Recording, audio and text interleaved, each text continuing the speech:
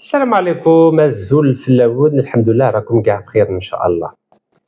Il y a 2 jours, je vous disais que dans les cercles de réflexion internationaux, la gouvernance algérienne était perçue comme la gouvernance d'une instabilité permanente. Et je vous avais parlé du livre de la politologue allemande, donc qui est basée à Berlin, donc elle travaille pour un cercle de réflexion qui dépend du Parlement allemand. Je sais qu'en Algérie, on aime beaucoup l'Allemagne, donc c'est la raison pour laquelle je reparle de ce livre allemand. Donc c'est Isabelle Werenfels, et elle a dit que l'Algérie gérait en permanence depuis 1962 une instabilité continue. Voilà, c'est ce qu'elle a appelé le management de l'instabilité en Algérie. Et force est de constater que lorsqu'il n'y a pas de grosses secousses politiques, comme le coup d'État du 19 juin 1965 de feu Houari Boumediene, ou bien la marche verte du Maroc au Sahara occidental qui a bouleversé la vie politique algérienne, et c'est la raison pour laquelle, un an après, en 1976, le président feu Houari Boumediene a décidé de mettre en place la charte nationale avec une nouvelle constitution.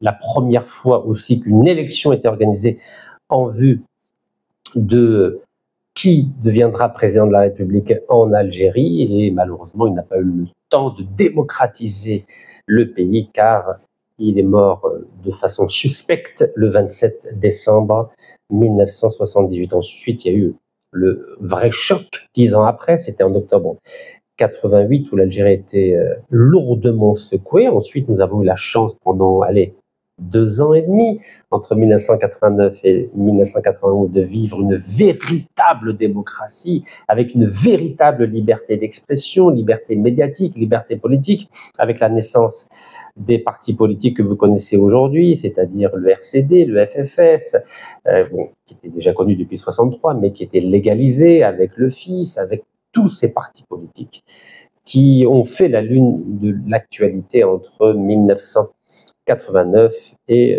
jusqu'à ce jour, même si aujourd'hui la vie politique algérienne vit une période de léthargie profonde. Mais c'est la vie, hein, c'est le destin des pays qui n'arrivent pas à s'assumer, qui n'arrivent pas à se remettre en question pour redémarrer. C'est un peu comme une voiture qui tombe en panne, ou bien la batterie est morte, ou bien c'est le démarreur, ou bien c'est l'alternateur. En Algérie, c'est la batterie, le démarreur et l'alternateur, mais il n'y a pas de fatalité, ça peut redémarrer gentiment. Il faut simplement qu'on se stabilise. Donc nous étions en voie de stabilisation jusqu'à ce terrible drame national de l'Harrach qui a mis fin au populisme des déclarations gouvernementales et des déclarations médiatiques, a mis fin à la démagogie des déclarations gouvernementales et des déclarations médiatiques, et qui a mis fin surtout à ce mensonge d'État selon lequel tout allait bien en Algérie. Une diplomatie formidable, une économie extraordinaire, un gouvernement ultra performant. C'est dur, hein, les réveils. Vous savez, c'est beau de rêver, c'est beau de dire au peuple algérien que tout va bien, qu'on est les meilleurs du monde, qu'on va gagner la Coupe du Monde. Est-ce qu'on a été qualifié la Coupe du Monde ou la Coupe d'Afrique précédemment? Non. Vous savez pourquoi? Parce qu'on n'est pas les meilleurs du monde. On aspire à être les meilleurs du monde. حنا رانا كاع باغيين نكونوا حنا الاولى في العالم، ولكن الحقيقه ما راهيش تقول بلي حنا الاولى في العالم. Oui, nous sommes un peuple à part. Le président de la République, c'est Abdelmadjid Tebboune, a dit que le peuple algérien n'était pas comme les autres. Sauf que il faut bien se comparer aux autres. Et cette terrible tragédie de l'Harrach a remis les pendules à l'heure. Pourquoi on n'a pas été accepté en août 2023 parmi les BRICS, parmi les grands pays des BRICS, la Chine, la Russie, l'Inde, le Brésil, l'Afrique du Sud? Mais parce que nous ne sommes pas au niveau. Nous ne sommes pas au niveau, nous ne travaillons pas assez, nous n'avons pas un cadre réglementaire clair, nous n'avons pas de vision, ni diplomatique, ni politique, ni économique, ni militaire d'ailleurs.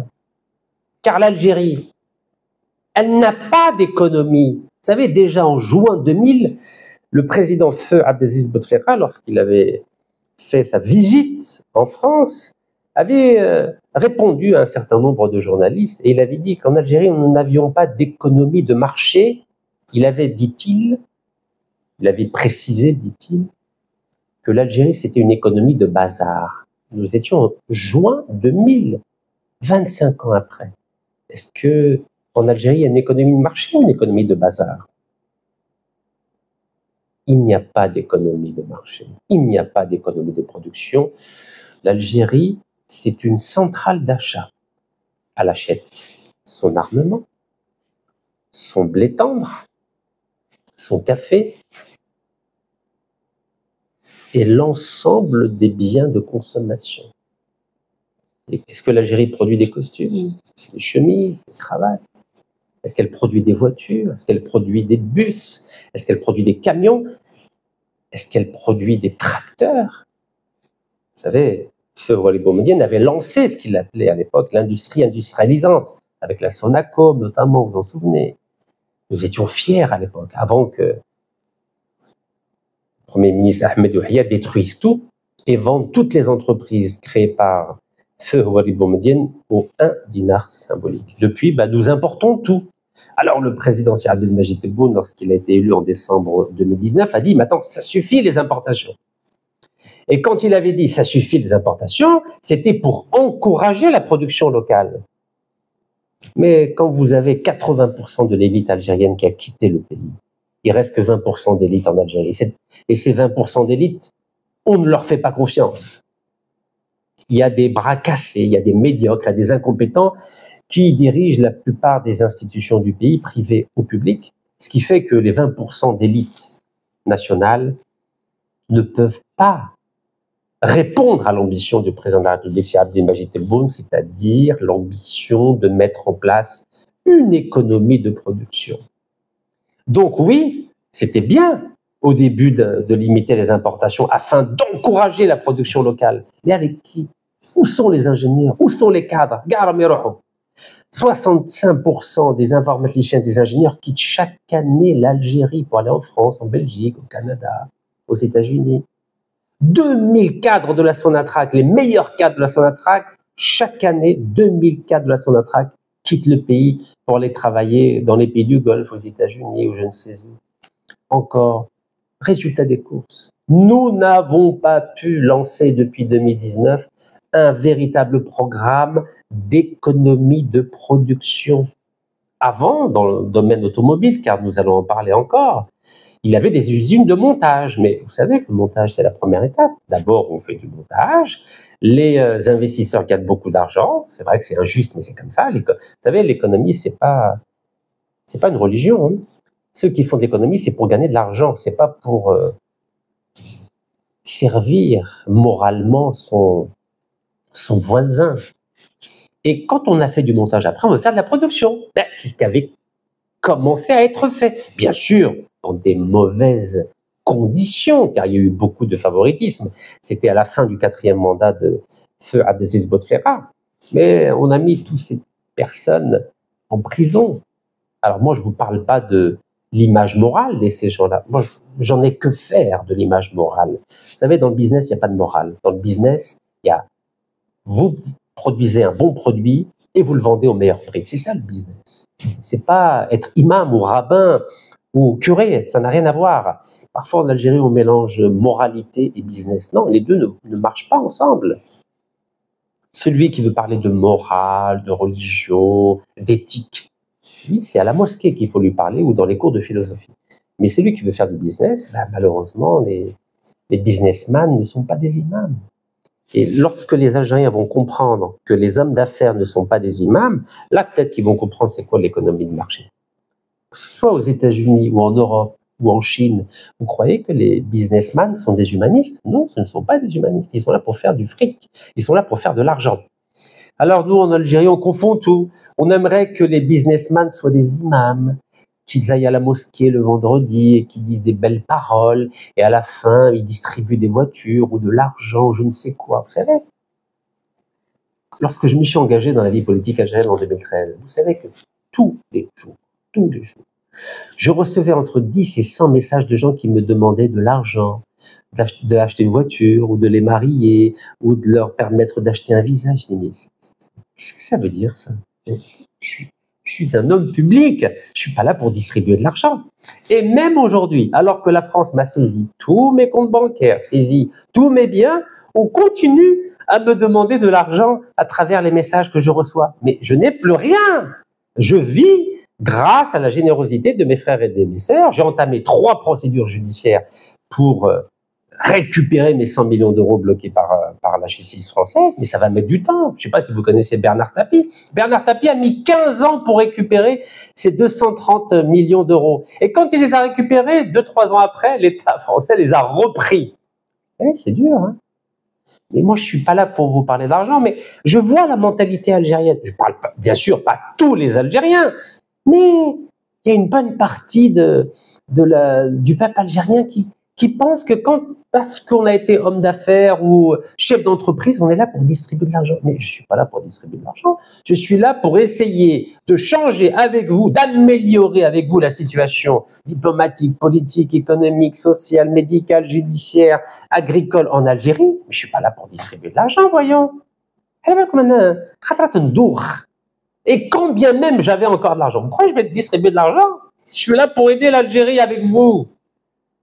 Et vous savez, il y a une espèce de naïveté populaire dans notre pays extraordinaire. C'est pour ça que une bonne partie du peuple algérien se fait manipuler par n'importe quel imbécile, n'importe quel médiocre, n'importe quel incompétent. Et je ne vais pas citer les noms, vous les connaissez tous.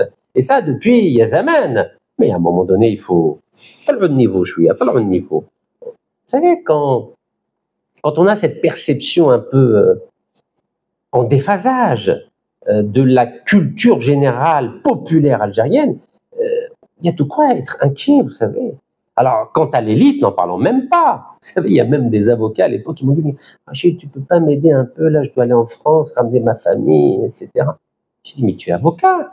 Il y a même un avocat, je ne peux pas vous dire c'est qui, il m'a même dit « Écoute, ils m'ont retiré mon poste d'enseignant à l'université, Wallah, j'arrive même pas à payer mon plein d'essence, c'est ma sœur qui m'aide. » Elle est bien comme dehcht. Donc tout ça pour vous dire, nous avons un problème de paupérisation, non seulement sociale, mais de paupérisation des valeurs. المدار يدير حالة في البلاد. Oui, المدار يدير حالة. Je ferme la parenthèse. Je vous ai dit que le président de la République, et vous êtes au courant, a décidé en urgence, après le drame d'Al-Harrach, d'importer 10 000 autobus. Car tout d'un coup, on a réalisé en Algérie qu'on avait un problème d'autobus. Ah ben oui, il a fallu attendre 2025, 1000 milliards de dollars dépensés sous les 4 mandats de Si Abdelaziz Bouteflika, et depuis 6 ans, on n'a pas réalisé qu'on avait des problèmes de bus en Algérie. Ah ben oui, parce que les mercenaires de la 5e colonne algérienne, qui dressaient un portrait extraordinairement beau de l'Algérie, on était les meilleurs du monde, on n'a pas d'endettement, on est les meilleurs, etc. Bah, tout d'un coup, ils se sont réveillés avec, écoutez-moi bien, 84 000 bus vétustes dans le pays. Alors le président, vous savez, il ne peut pas tout contrôler, Meskena, le président. En urgence, il a dit, il faut acheter absolument 10 000 autocars, parce qu'on ne produit rien en Algérie, vous êtes au courant. Vous savez qu'on ne produisait rien en Algérie. Pas de voiture, pas de train, pas de bus, pas d'avion, pas d'hélicoptère, pas de sous-marin, on ne produit rien. Ça, c'est la réalité. Donc le jour où le gouvernement algérien, l'élite algérienne, le peuple algérien va réaliser qu'on ne produit rien ou pratiquement rien, peut-être que ce jour-là, on va retrousser les manches et on va se mettre au travail, non ? Par exemple, en évitant les populismes, la démagogie, parce que Chabaoui ou démagogie a des halaf al-blad. Donc là, tout d'un coup, on a réalisé, après le drame d'Al-Harrach, qu'on avait 84 000 bus défectueux. 84 000, c'est-à-dire 80% du parc d'autobus publics et privés défectueux. Ça, c'est la réalité. Et le grand économiste algérien, M. Farhat Aït Ali, que je cite régulièrement, Saha, qui était aussi ministre de l'Industrie entre 2020 et 2021, a dit que si on devait remplacer les 84 000 bus, ça coûterait 10 milliards de dollars au trésor public. 10 milliards de dollars. Oui, parce qu'on ne produit rien. Il faut les acheter. Et quand on les achète, c'est en dollars, c'est pas en dinars. Ben oui. Vous savez, l'illusion. Au bout d'un moment, ben, il y a la réalité. Principe de réalité. Voilà que le principe de réalité, mais l'habch. On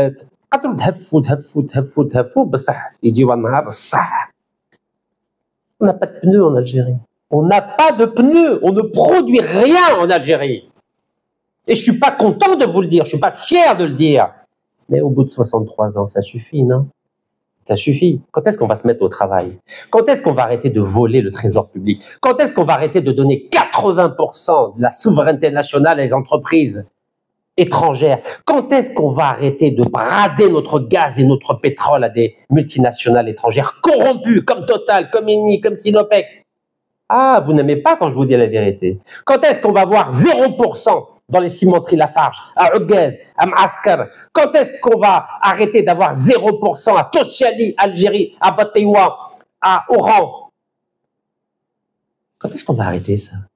Quand est-ce qu'on va arrêter la dilapidation des richesses naturelles de notre pays? Quand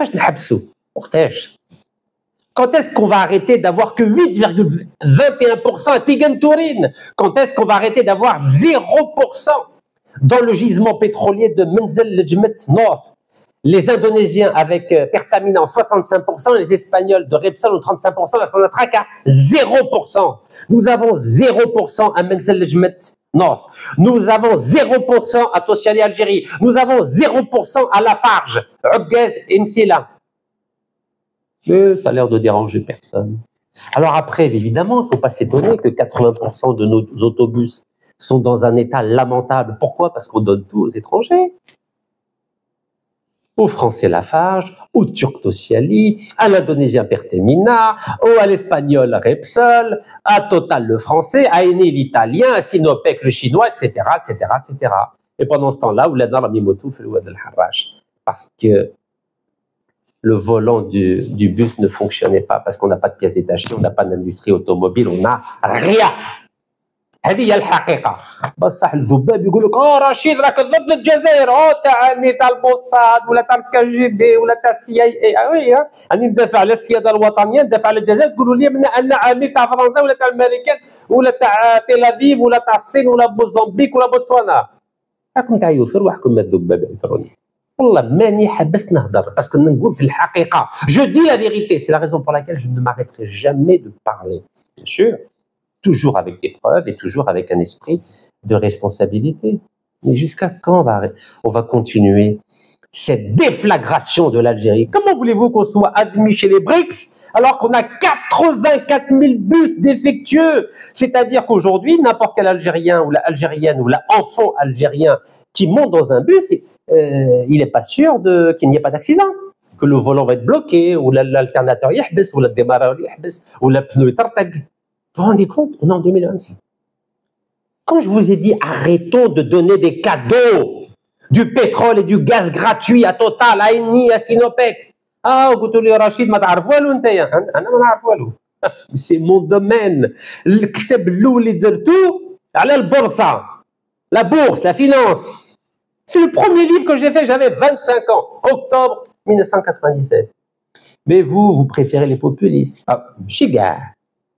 Une grande partie. Les populistes, les démagogues, les comme ouais, 1, 2, 3, vive l'Algérie, والبلاد راهي تبيع, راهي تمد كل شيء, توتال, اني, سينوبيك, وانتم تفرحوا يقولوا طاليان مليحه, طاليان مافيا وطاليان مافيا. À votre avis, pourquoi on signe des contrats avec les Italiens? Vous croyez parce que c'est pour leurs beaux yeux? Mais parce que c'est les spécialistes de la corruption, les Italiens. Vous n'êtes pas au courant. Ou là, vous faites exprès. Les Chinois, pourquoi on signe des contrats avec les Chinois? Et parce que c'est les spécialistes de la corruption. Quelle est la banque la plus corrompue au monde? C'est une banque chinoise, HSBC. C'est là où il y a Farid Bejaoui. Mais peut-être que vous avez envie de continuer à vivre dans un pays corrompu avec 84 000 bus défectueux, c'est-à-dire qu'à tout moment vous montez dans un bus, vous pouvez mourir. Oui, on peut continuer comme ça. Hein. Vous savez, moi, je peux vivre où je veux. Grâce à mes frères et mes soeurs, je peux vivre aux États-Unis, en Europe. Je peux vivre où je veux. Alhamdoulilah, ya Rabbil Alamin. قلبي ما خلانيش. لو كان قلبي خلاني, vous croyez que نفوت 4 سنين في الحبس في البلاد? Vous croyez que j'ai besoin d'argent, moi, à la base? Est-ce que vous croyez que j'ai besoin d'argent? Vous croyez que je suis comme Shakib Khalil, ou Abdeslam Bouchouerb, ou Farid Bejaoui, ou Nassim Qadour? Vous croyez que j'attends que l'Algérie me donne de l'argent? J'ai pas eu un dinar depuis que je suis en Algérie en 2013. Pas $1 et pas €1. Je suis pas un voleur, moi. Je suis pas un corrompu. Je suis pas un obsédé de l'argent comme une grande partie des décideurs algériens. J'ai pas besoin de vous les nommer. Il y en a 20 ministres qui sont en prison pour corruption. 3 anciens présidents de la Sonatrach, Gasser Raqin. Vous croyez que je vais faire confiance à des responsables de la Sonatrach alors que par le passé, ils ont la quasi-totalité des présidents étaient des corrompus? Mais vous êtes sérieux ou pas? Comment expliquez-vous que l'Algérie, qui lutte contre la corruption depuis 2019, passe son temps à signer des contrats avec des entreprises corrompues? Comment ça se fait?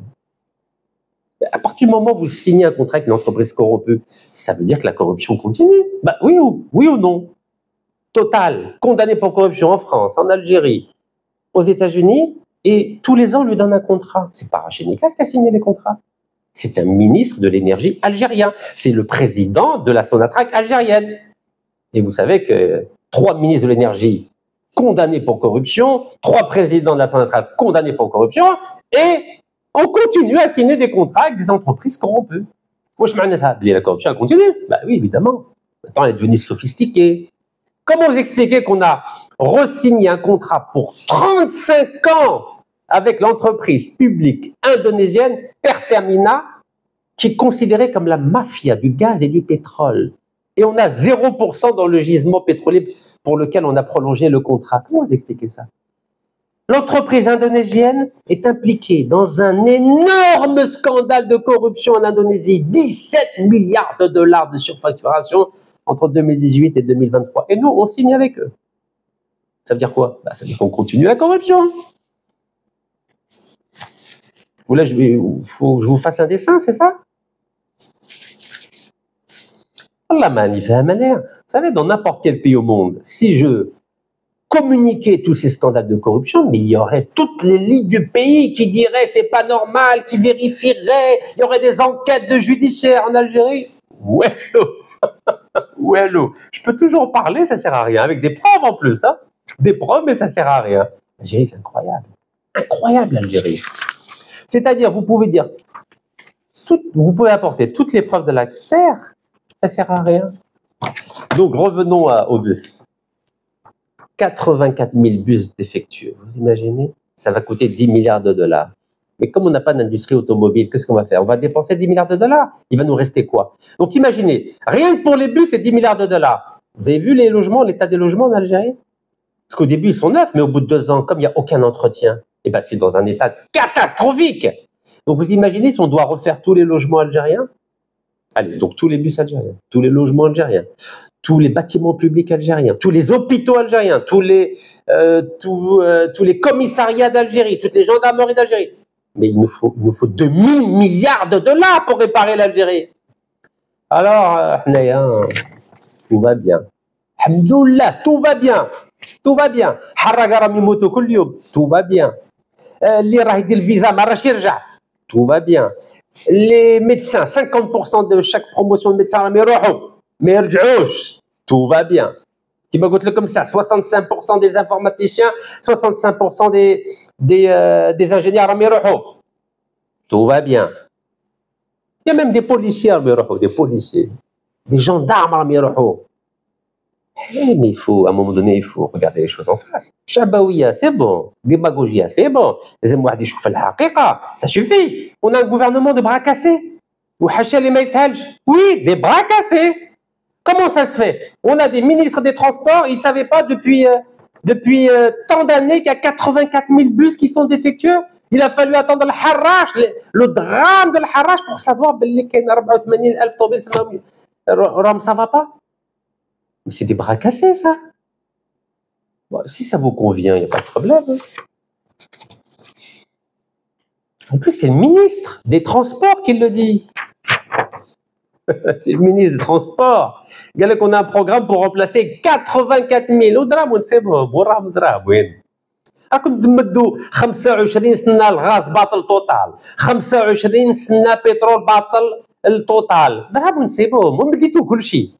إني باطل، أوكسيدونتال أمريكان باطل، Pertamina باطل. C'est pour ça qu'on n'a pas d'argent pour mettre en place une industrie automobile, industrie de bus, industrie militaire, industrie médicaments, industrie... Pas d'argent parce que nous mettons colché. Parce qu'on a des choses à cacher. Ben oui, pourquoi on fait tous ces cadeaux à votre avis? Parce que l'Algérie, elle est fragile à l'étranger. Parce qu'à l'étranger, ils ont des dossiers sur la corruption. Ils ont des dossiers sur des comptes pas très nets, des appartements achetés en cash, etc., etc.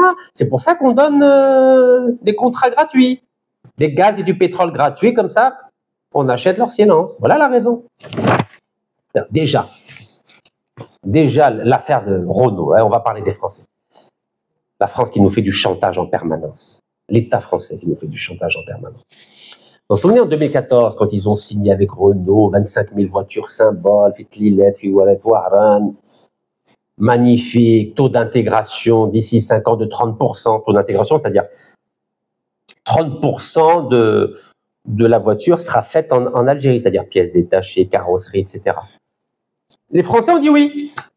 Mais dans les faits, même pas 4%, c'est pas moi qui le dis, c'est l'ancien ministre de l'Industrie et grand économiste Farhat Eitali.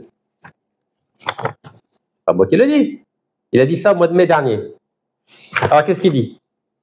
Notre grand économiste et grand ministre de l'Industrie.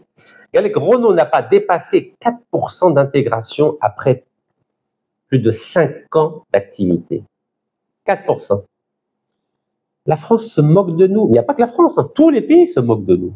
Mais nous, on laisse faire, on laisse faire. L'HF, on est les meilleurs du monde. 4%. En gros, 4%, c'est quoi? C'est les boulons, quoi. Elle comme Jazer, Kerifa. Donc, il a dit ça le 18 mai à Chorok. C'était le 18 mai dernier, Chorok. Vous savez, quand on lit ça, on a mal à la tête. Donc, alors, qu'est-ce que dit notre grand économiste et ancien ministre de l'Industrie entre janvier 2020 et février 2021? 2021, c'est où je suis sorti de prison grâce à la grâce du président Abdelmajid Tebboune. Donc, M. Farhat Eitali souligne que la marque aux losanges, c'est-à-dire Renault, n'avait investi, écoutez-moi bien, que 10 millions d'euros pour l'usine de Tlilet. 10 millions d'euros. 10 millions d'euros, c'est quoi? C'est Ashralef, quoi. C'est rien, quoi. C'est rien, 10 millions d'euros. Écoutez-moi bien. Le reste de l'argent investi dans l'usine d'Oran, écoutez bien, s'il vous plaît. Le reste de l'argent investi dans l'usine d'Oran, c'était 160 millions d'euros. Vous savez, c'est quoi 160 millions d'euros? Qui les a mis? Devinez qui? C'était des fonds algériens obtenus sous forme de prêts bancaires. C'est l'Algérie qui investit 16 fois plus que Renault dans l'usine de Renault à Tlilet. La France, 10 millions. L'Algérie, 160 millions d'euros. Tout ça pour 4% d'intégration, pour quelques petits boulons et 25 000 véhicules losanges montés complètement. Montage, 96%. Yani tmkhri, comme on dit chez nous, b'darija. C'est pas moi qui le dis, c'est le ministre qui le dit, regardez. Mais le gouvernement algérien, il était au courant, il a fait exprès. Parce qu'ils mettent لهم درهم برا. فهمتوني ولا نزيد نعاود لكم. Regardez, hein, اقرا. Renault n'a mis que 10 millions d'euros et les Algériens, en gros les banques algériennes, ont mis 160 millions d'euros. 160 millions d'euros pour 4% de taux d'intégration. Regardez, pour des boulons, juste pour des boulons. C'est boulons, montage, démontage. Vous vous rendez compte? 10 millions d'euros, Renault et l'Algérie, les banques algériennes ont mis 160 millions. Et le gouvernement a signé. Hein. Donc les gens me disent, oui, tu es en train d'attaquer le gouvernement algérien. Mais non, je dénonce. Vous savez la différence?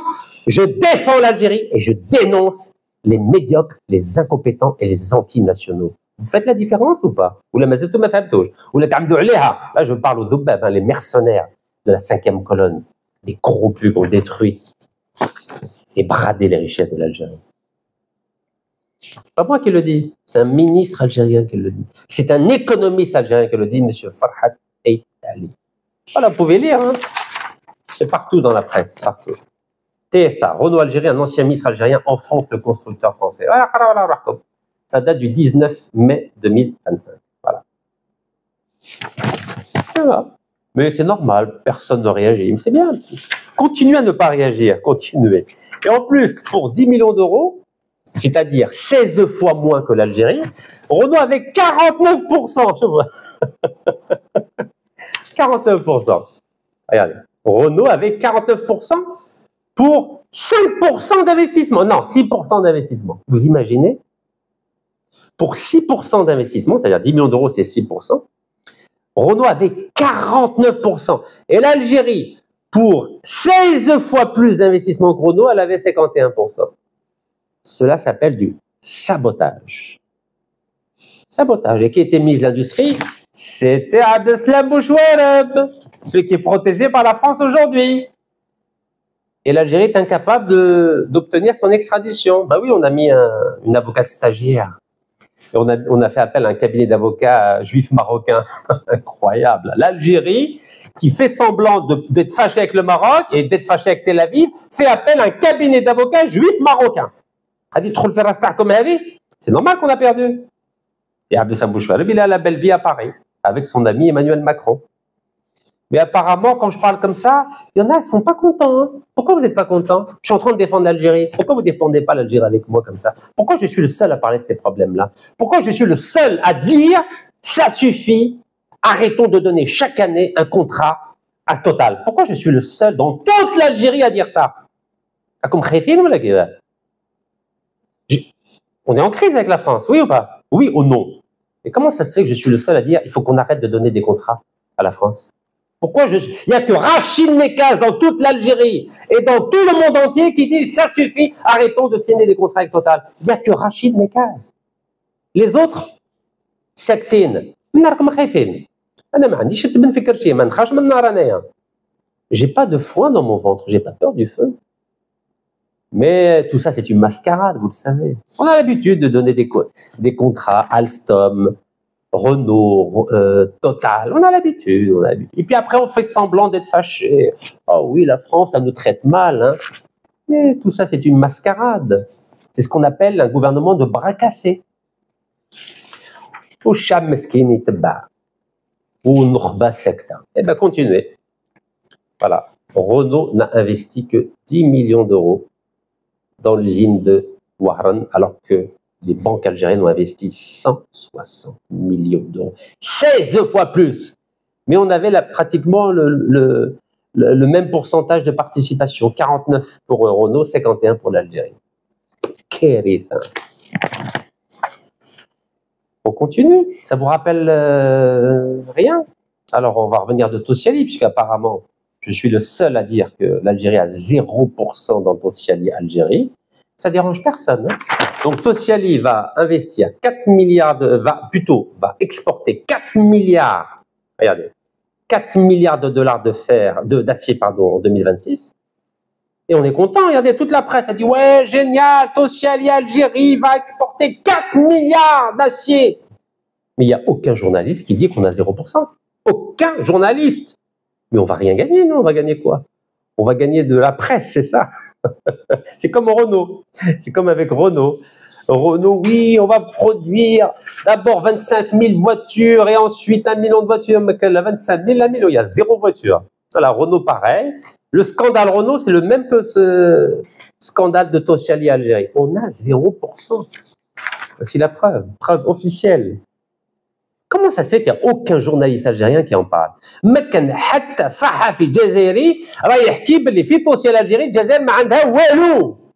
Et pourtant, Tossiali, c'est turc, 100% turc, et ils vont exporter 4 milliards de dollars d'acier en 2026. L'Algérie n'aura rien, aucun centime. Même pas des impôts, parce qu'ils sont exonérés d'impôts pendant 8 ans. Même pas des taxes douanières, parce qu'ils sont exonérés de taxes douanières. C'est la preuve. Regardez. C'est des Turcs. Aucun journaliste va en parler, aucun. Et ça, c'est un document algérien, vous savez. C'est le document de la COSOB, c'est la Commission d'opération de surveillance, non, Commission de surveillance des opérations de bourse algérienne, COSOB. Et c'est dans le, comment ils appellent ça, la lettre, comment ils appellent ça, oh là là, j'ai oublié. Rapport, non, pas rapport d'activité. C'est lettre d'information aux investisseurs, note d'information, pardon. Note d'information aux investisseurs algériens pour leur dire, regardez, je m'attends خير هذه الشركة ماهيش تاعنا. شركة راهي صح في الجزائر بصح اللي راهم يحكموا فيها 100% أتراك 100% شوفوا 100%. Il y a deux familles turques, la famille Tosyalı et la famille Topkoglu. Voilà, c'est deux familles turques qui ont 100% de Tosyalı. Regardez, il y a tous les détails, vous pouvez regarder gentiment. C'est un document officiel algérien. Il n'y a personne qui peut dire le contraire. Et je suis le seul, je dis bien le seul. Et ça dérange personne. C'est incroyable. 47 millions d'Algériens. 7 millions d'Algériens à l'étranger, il n'y a pas مكاش راجل ولا مرأة اللي عنده الكوراج يحكي بلي توصيال الجزائري ما عندنا والو ما عندنا والو. On n'a rien.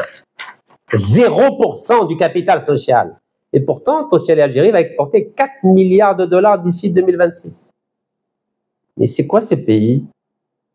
شاد البلاد هذه ما كان حتى واحد عنده الكوراج باش يحكي الحقيقة ولا راكم نستناو باللي توسيال الجزائري تنحرق كيما ولاد الحراش مساكن اللي طاحوا في الطوبيس باه تولي تحكوا باللي ما عندنا والو في توسيال الجزائري.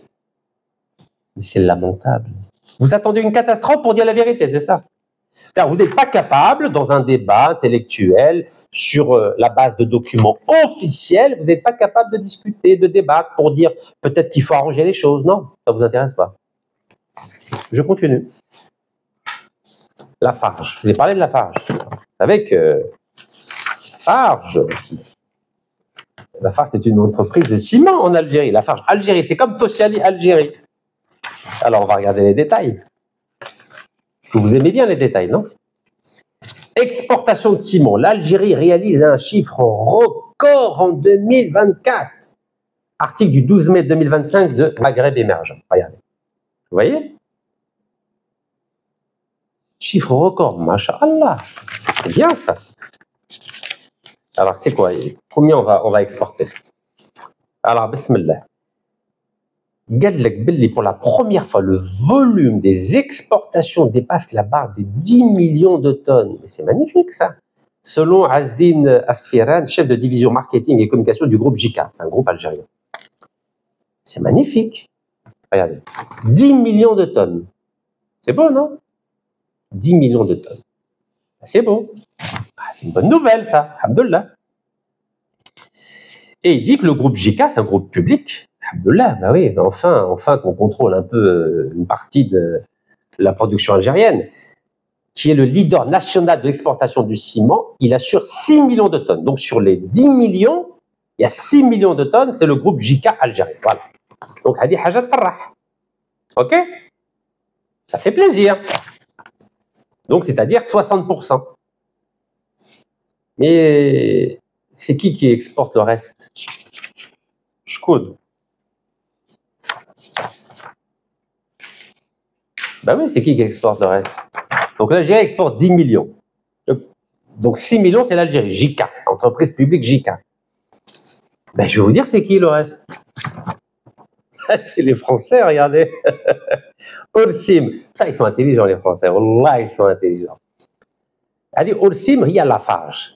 Lafarge, Holcim. Parce qu'il y a une fusion entre les Suisses et les Français.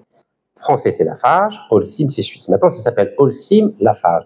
Mais comme ils sont intelligents, à la belle le Jazair, Watanin, 1, 2, 3, viva l'Algérie. Mais Galouche, Lafarge, Algérie. Bedlou l'asm taam, ils ont changé le nom. Maintenant, regardez comment il s'appelle. Holcim El Jazair.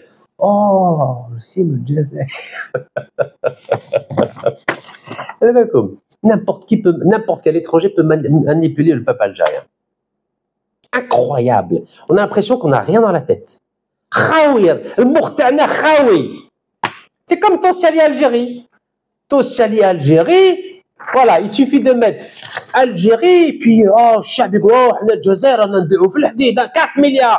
انا 0%, 0. 0%. Social Algérie, 0%. 0%. Quand est-ce que ça va rentrer dans votre tête? 0, 0, 0, 0, 0. C'est far بالمية, c'est far بالمية. Donc, je reviens à Lafarge. Donc, ils ont changé le nom pour induire en erreur le peuple algérien. Holcim El Jazair. Et puis, les médias jouent le jeu, hein. Holcim El Jazair ambitionne de porter ses exportations de ciment 4 millions de tonnes en 2025. Ah ouais, c'est bien ça. C'est le Jazair, hein. Et c'est l'Algérie, hein, masha'Allah, hein. L'Algérie. Holcim El Jazair. En plus, ils ont mis un nom en arabe. El Jazair. Donc, on va calculer. Donc, alors, JICA. JICA, c'est l'Algérie. JICA, c'est 6 millions de tonnes. OK? Sur les 10 millions d'exportés de ciment. Et Holcim El Jazair, 4 millions. Donc, 40% des exportations de ciment, c'est qui? C'est pas l'Algérie. C'est la France. La France, رانا مدابزين معاها عندنا أزمة سياسية دبلوماسية. La France, 40% des exportations. 40% des exportations.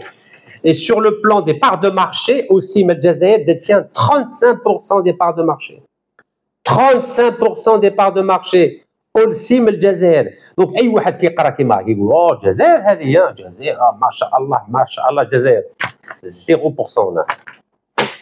À la cimenterie de Aguez à Mascar et la cimenterie de Msila, on a 0%.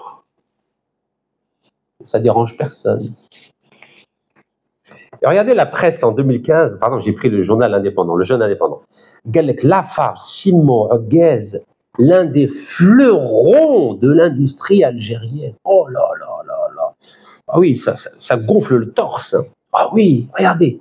Lafarge, Ciment, Aguez c'est Mascar.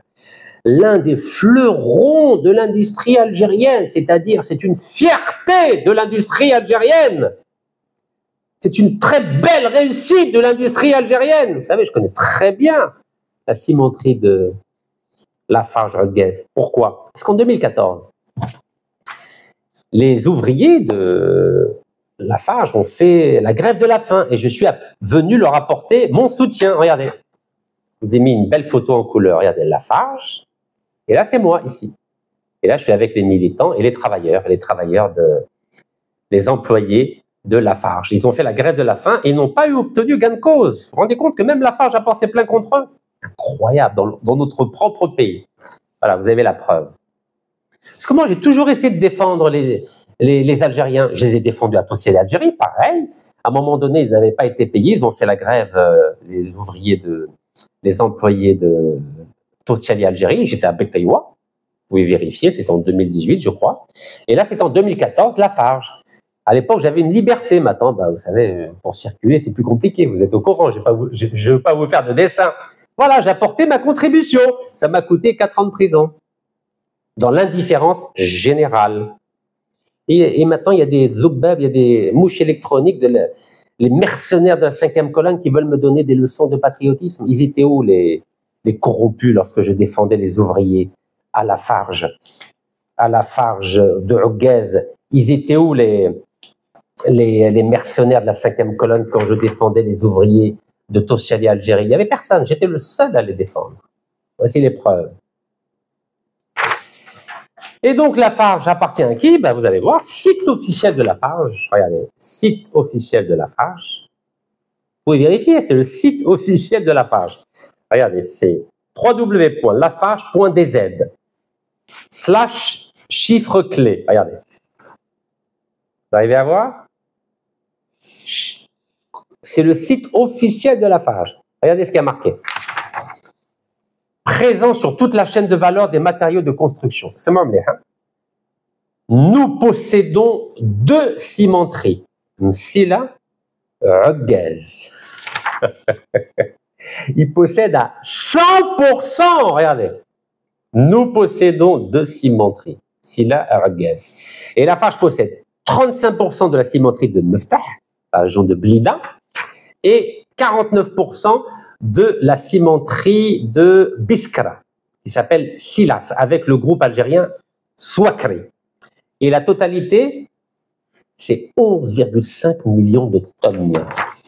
11,5 millions de tonnes.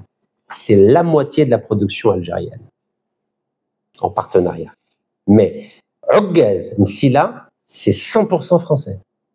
Vous avez entendu le ministre, je ne sais pas moi, dire on va prendre des sanctions contre Lafarge? Non, rien du tout. Vous avez entendu le ministre de l'énergie dire qu'on va prendre des sanctions contre Total? Rien du tout. Le ministre de l'énergie vient de signer un nouveau contrat avec Total le 21 juillet dans le Sahara, à Hara, 14 900 km². L'HEF. Donc je ne sais pas, vous avez envie de continuer comme ça, là, longtemps, là, avec l'hypocrisie, le populisme, la démagogie? Aucune sanction contre la France, aucune. Voilà. Ah si, ils vont refaire les baux de location. Le ministre des Affaires étrangères, qui a transformé le ministère en une agence immobilière, a demandé à la France d'envoyer une délégation de diplomates pour renégocier les baux de location, c'est-à-dire les contrats de location de 61 bâtiments qui sont gérés par la France, par l'ambassade de France, le consulat de France, des instituts français. Donc voilà, Lafarge est fier de dire que nous possédons 2 cimenteries Amsila et Ouaggaz à Maasca. 4 millions de tonnes, c'est la France. Et vous croyez que l'Algérie a dit je vais racheter Lafarge? Non, pas du tout. Ça ne les intéresse pas. Non, non. On a 0%, mais normal. Mais on est content après de dire ah oui, on va vendre, on va exporter 10 millions de tonnes. Hein. Mais ils ne disent pas que 4 millions, c'est des Français. 4 millions, c'est 40%, vous imaginez? Alors, il y a un super dossier sur les cimenteries du site ibourse.dz, regardez, ibourse.dz, donc qui date du 14 décembre 2024, donc ça fait pas longtemps, ça fait à peu près 9 mois, voilà, bientôt 10 mois, et ça s'appelle « Évolution de la cimenterie en Algérie ». C'est vraiment un super dossier, d'une dizaine de pages, magnifique. En plus que ça, 12 pages. Super dossier, vraiment un super dossier. Donc là, je vais m'arrêter à la partie Lafarge, bien sûr. Donc, Lafarge en Algérie, un écosystème industriel hermétique. Hermétique, c'est-à-dire fermé. Ah bah oui. Hein. Alors, que nous dit ibourse.dz? Lafarge Ciment de Msila. Dans les cimenteries de Msila, Lafarge a une participation de 98,07%. Regardez, 98,07%. C'est beau la réalité, non? C'est mieux que le populisme et la démagogie. 98,07%. Et l'autre partie, devinez c'est qui? Vous allez rigoler. Non, je ne pense pas que vous allez rigoler. Eh bien, c'est un actionnaire égyptien, mais qui dépend du groupe Lafarge. Donc, c'est 100% français, 100%. Moi, je trouve ça génial. على بالكم الشعب تاعنا النية والله لا النية يأمن بالغولة. Vous croyez aux fantômes, c'est ça? Bon, c'est pas grave. Alors, affaire Orascom. Orascom, c'était un groupe égyptien. Lafarge. L'affaire Orascom-Lafarge, c'est une affaire qui a démarré en 2007, quand les Égyptiens voulaient vendre toute leur participation en Algérie aux Français, notamment dans la cimenterie à Lafarge. Et là, à l'époque, il n'y avait pas de droit de préemption. Alors, à l'époque, feu Abdelaziz Bouteflika, on ne peut même pas intervenir dans une transaction entre 2 entreprises étrangères. Ben oui, parce que c'était excusez-moi du terme, ben, ils n'étaient pas intelligents. Nos parlementaires algériens, ben oui, ils ne réfléchissent pas. Ben oui, ils n'avaient pas prévu un droit de préemption. Donc, il a fallu qu'ils intègrent dans la loi de finances 2010 le droit de préemption. Mais c'était trop tard. Donc, l'Algérie n'a pas pu empêcher la vente des cimenteries de Gaz et de Msila de l'égyptien Orascom à Lafarge. Et jusqu'à maintenant, eh ben, Lafarge a 100% de Gaz et de Msila. Et oui. Et vous croyez que je vais faire confiance au gouvernement algérien, moi? Alors qu'on a 0% à Gaz et 0% à Msila, 0% Tossiali Algérie, 0% à Menzel Djemet Nord, 8,21% à Tegentouri. Vous croyez que je vais faire confiance au gouvernement algérien alors que c'est la dilapidation des ressources naturelles et des fleurons de l'industrie algérienne? Vous pouvez faire confiance, moi je ne fais pas confiance. Sur la base de documents, pas de hef. Alors, le gouvernement avait tiré les leçons de l'affaire du groupe français Lafarge, qui, pour rappel, avait auprès de l'entreprise égyptienne Orascom Ciment les cimenteries de Mascar, donc Gaz, et de Msila.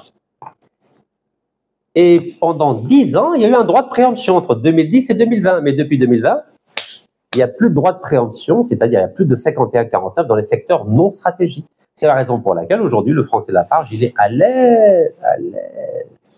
Les Turtosialis sont à l'aise.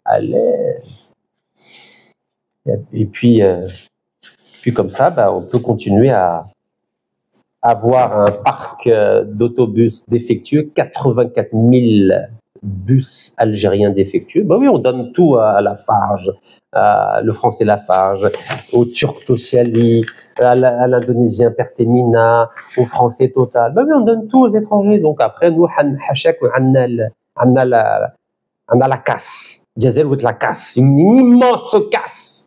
Et il faut 10 milliards de dollars rien que pour changer les bus. Après, ça va être les voitures, les avions, les trains. Après, ça va être quoi? C'est une catastrophe. Déjà, tous les ans, on refait les trottoirs. Vous savez que c'est du sabotage, ça, les trottoirs. Tous les ans, il y a un budget. Normalement, les trottoirs, ça reste au moins 80, 100 ans. Chez nous, c'est une année, les trottoirs. Donc, c'est un budget colossal. Et personne ne s'est attaqué à ce dossier-là. Tout le monde s'en fout. Laisse-moi la belle gars. Allez, moi, vous savez, j'ai rien d'autre à faire. Donc, je continue.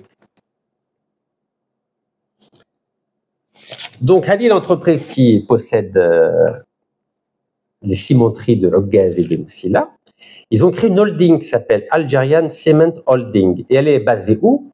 Elle est basée à Nanterre. Elle est inscrite au registre de commerce de Nanterre et le siège social, c'est 1416 boulevard Garibaldi, 92 130, ici, les Moulineaux. Voilà. Je sais que c'est petit, mais vous pouvez vérifier tout ça. Donc, il y a du sabotage au plus haut niveau gouvernemental. On laisse. Mais après, on dit aux journalistes, hey, faites des communiqués pour dire oui, on va exporter 10 millions de tonnes de ciment. Mais on ne dit jamais que ces 4 millions, c'est des Français. Mais pourquoi on ne rachète pas Lafarge, non? Mais pourquoi on ne rachète pas Lafarge? Parce que c'est quand même important. Pourquoi on ne rachète pas Tossiali Algérie? C'est quand même 4 milliards de dollars d'acier. Là, c'est 4 millions de tonnes de ciment. Pourquoi on ne rachète pas ces entreprises? Pourquoi? Vous n'êtes pas posé la question pourquoi on ne rachète pas? Ben moi, je me la pose. Je n'ai pas de réponse. Pourquoi on ne fait pas ce qu'a fait notre ancien ministre des Télécommunications, le marhoum, Moussa Ben Hamadi, qui est mort en prison, Al-Harrach? Regardez en 2010 ce qu'il avait dit. L'Algérie reprendra le capital de Jay-Z en intégralité. 2 septembre 2010. 2 septembre 2010. Le Mohamed Ben Hamadi. Ils ne sont pas tous pourris, les ministres. Lui, c'est un vrai intellectuel, c'est un vrai ingénieur, c'est un vrai mathématicien. Maître Layarmo. Ben oui. Même sous Bouteflika, on avait des ministres de talent, vous savez. Bon, j'espère que le nouveau Premier ministre va être à la hauteur des espoirs qui reposent sur ses épaules. Voilà, M. Sifi Riyeb, voilà. Parce que lui aussi est ingénieur. Donc, est-ce qu'il sera au même niveau? Je lui souhaite. Donc, Jay-Z, on avait 0%, vous savez, comme Lafarge. Algérie, mesquina. Ce que Jay-Z, c'était Orascom. Orascom, l'Égyptien, avait Jay-Z, il avait les cimenteries de Oghaz et de Msila. Donc l'Algérie, elle a mis l'argent, elle a dépensé l'argent. Ben oui, en deux fois. Donc sous feu Abdelaziz Bouteflika, ils ont acheté 51%, et sous l'actuel président Abdelmajid Tebboune, ils ont acheté la différence, c'était 45,6%. Voilà, ça a coûté 3 milliards de dollars. Ben oui, 3 milliards de dollars. 3 milliards de dollars. Ben oui, ça coûte de l'argent de racheter l'entreprise. Ben oui, c'est mieux que de... Vous avez compris. Au moins, c'est pour l'Algérie. Alors, je vais vous dire, aujourd'hui, donc, grâce à cette double opération de nationalisation de Jay-Z, donc d'abord en 2014, où l'Algérie a acheté 51% de Jay-Z, grâce au ministre al-Marhoum Moussa Ben Hamadi, qui est mort à Al-Harrach, Rabbi Yarhamou, et en 2022, Abdelmajid Tebboune a ordonné le rachat de la différence, sachant que le groupe Cévital possède 3,4%. Donc, l'Algérie possède pratiquement 100% de Jay-Z. 100% de Jay-Z. Donc, c'est exactement 96,57%. L'Algérie possède 100% de Mobilis et l'Algérie possède 29% d'Ooredoo. Voilà. Vous avez les chiffres. Et on a 0% Tosyane Algérie, 0% Lafarge Oghaz, 0% Lafarge Msila, 0% le gisement pétrolier de Menzel Lejmet Nord et 8,21% du gisement de Tigunturin. Mais on a 100% Mobilis, 96,57% de Jay-Z et 29% d'Ooredoo. Allez comprendre la logique. Et grâce à ça, regardez, qu'est-ce qui s'est passé en juin 2024? Jay-Z, qui appartient à 96,57% à l'État algérien, a déployé le premier pylône 100% algérien. Ben oui, il y a une ambition derrière. Quand il y a une ambition, ben, on peut faire des choses, parce que l'Algérie met l'argent. Il y a une volonté politique, regardez. C'est une bonne nouvelle, ça, quand même. Pourquoi on ne fait pas la même chose avec Lafarge? La même chose avec Tosyane Algérie, la même chose avec Tigunturin, la même chose avec le gisement pétrolier de Menzel Lejmet Nord. Pourquoi on ne fait pas ça? Pourquoi? Alors que Jay-Z, excellent boulot, bravo. Honnête et Gololin, non, ça sert à rien. Ça sert à rien de racheter 100% ou la 51% de Tosyane Algérie. Non, ça sert à rien de racheter 51% ou 100% de Lafarge. Ah oui, ça sert à rien. Allez, les commentaires. Un étranger, quand il lit les commentaires, des mercenaires, les zoubab électroniques, les mercenaires de la 5e colonne, des corrompus qui ont détruit l'Algérie, il dit, mais c'est quoi ce peuple algérien? Il ne comprend rien. Comment ça sert à rien? Et bien sûr que c'est mieux d'avoir 100% plutôt que d'avoir 0%. Mais évidemment, quand on a 0%, ça veut dire quoi? Ça veut dire qu'on n'est pas indépendant dans notre pays. Ça veut dire qu'on est sous protectorat des multinationales étrangères.